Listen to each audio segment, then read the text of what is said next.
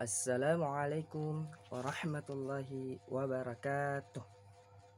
Alhamdulillah, alhamdulillahi rabbil alamin.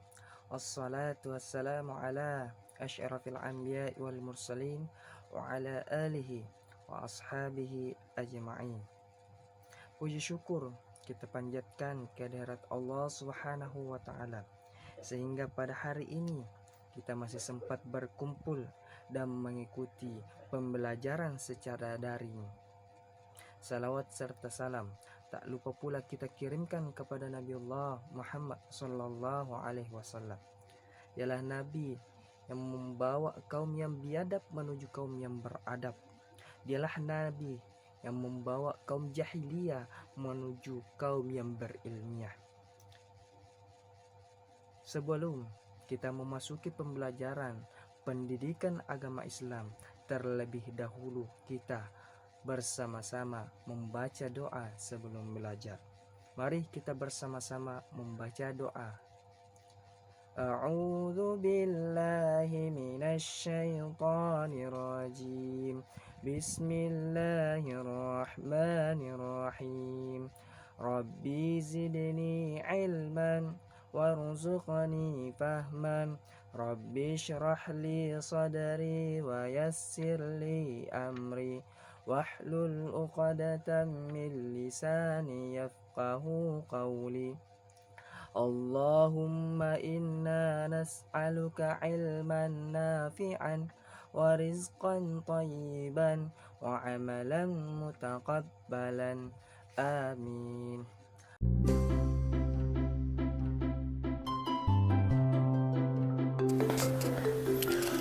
Bismillahirrahmanirrahim. Assalamualaikum warahmatullahi wabarakatuh. Pada kesempatan kali ini kita akan belajar di kelas 7 bab yang ke-9, yaitu materi memupuk rasa persatuan pada hari yang kita tunggu. Adapun submateri yang akan kita bahas adalah ketentuan sholat. Nah, sekarang kita akan berbicara mengenai syarat wajib dari sholat Jumat ya. Yang pertama adalah harus Islam atau seorang muslim ya. Jadi kalau non muslim tidak usah. Yang kedua adalah baligh. Baligh itu artinya dia telah dewasa. Kalau bagi laki-laki maka sudah mengalami mimpi basah. Kalau bagi perempuan maka sudah datang bulan.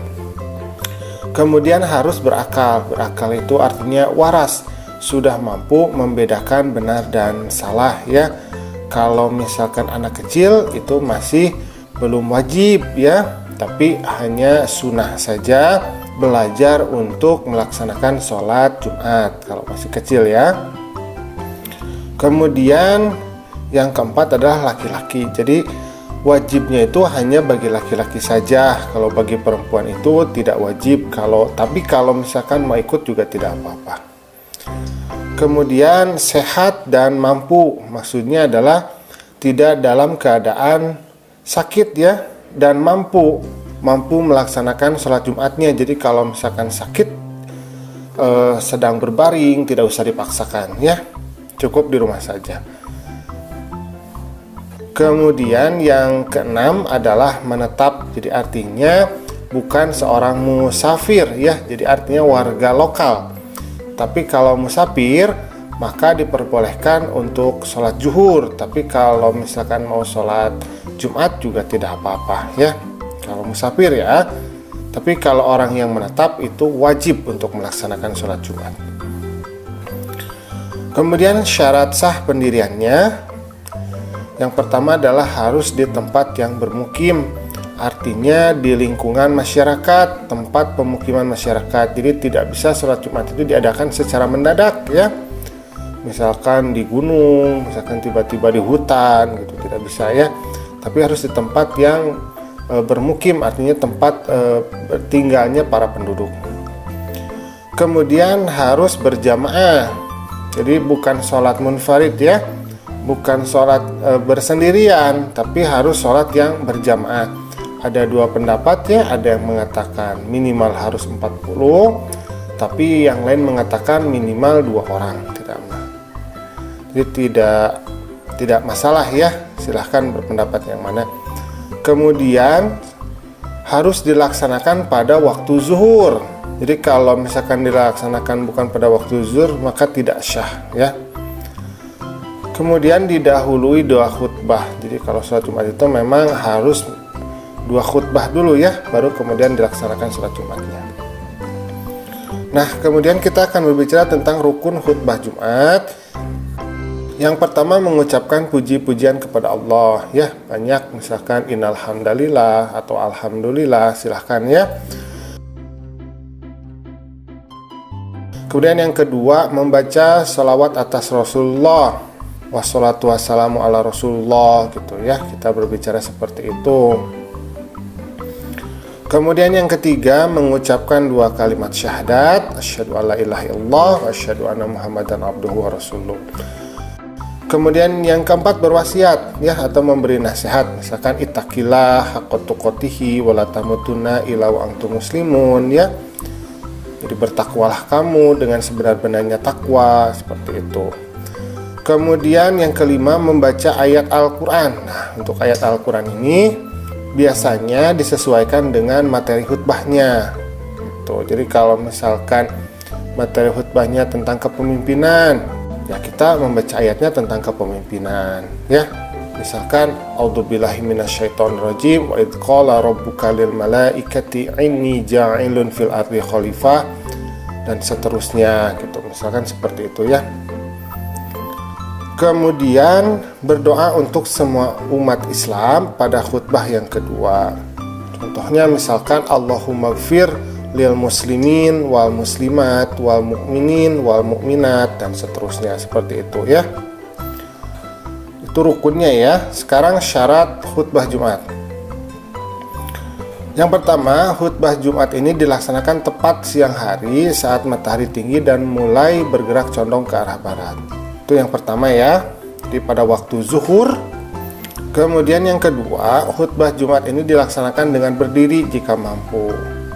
Jadi kalau khotibnya mampu berdiri maka harus berdiri, kecuali kalau khotibnya itu tidak mampu berdiri. Kemudian yang ketiga, khotib hendaknya duduk di antara 2 khutbah. Jadi ketika khutbah pertama selesai, maka kemudian khotib itu duduk sebentar, kemudian berdiri kembali, seperti itu.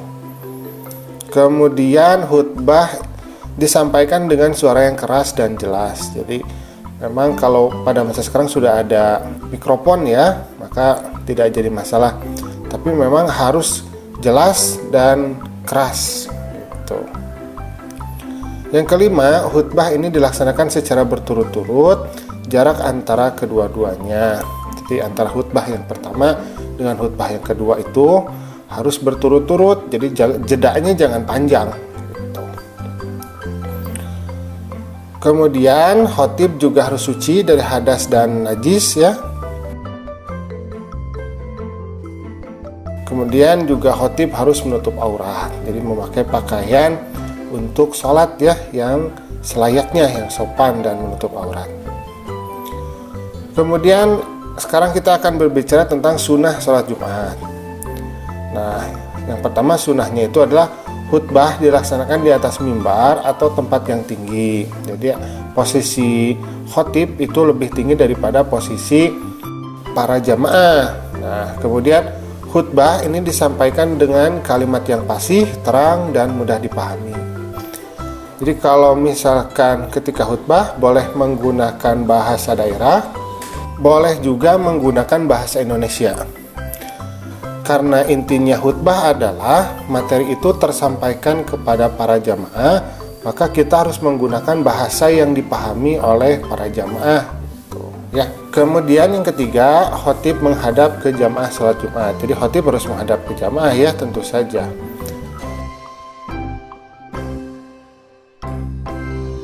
Yang keempat, khotib membaca salawat atau yang lainnya di antara 2 khutbah. Jadi kalau khotib membaca salawat juga diperbolehkan. Kemudian yang kelima, khotib menertibkan 3 rukun, yaitu dimulai dengan puji-pujian, salawat Nabi, dan berwasiat. Jadi misalkan innal hamdalillah wassalatu wassalamu ala Rasulillah, ittaqillah haqqa tuqatihi wala tamutunna illa wa antum muslimun. Jadi seperti itu ya. Pertama puji-pujian, innalhamdulillah, wassalatu wassalamu ala rasulillah, berarti salawat kepada Nabi. Kemudian ittaqillah, jadi bertakwalah kamu. Berwasiat kepada para jamaah itu untuk selalu bertakwa seperti itu. Kemudian yang keenam, jemaah hendaknya diam, tenang, dan memperhatikan khutbah Jumat. Jadi jemaah itu harus diam ya ketika sholat Jumat. Kalau dia berbicara, maka pahalanya itu tidak dapat, itu hanya dapat kewajiban saja. Kemudian yang ketujuh, khotib hendaknya memberi salam. Memang harus salam dulu ya, assalamualaikum dulu. Jadi khotib salam, assalamualaikum, baru kemudian muadzin itu dia azan gitu ya, baru khotib berdiri setelah muadzin azan, baru khotib mulai ceramah gitu, berkhutbah. Kemudian yang ke-8, khotib hendaknya duduk di kursi mimbar sesudah memberi salam dan mendengarkan azan. Nah, alhamdulillah pembelajaran kita pada kesempatan kali ini sudah selesai. Terima kasih ya sudah mau menyimak. Assalamualaikum.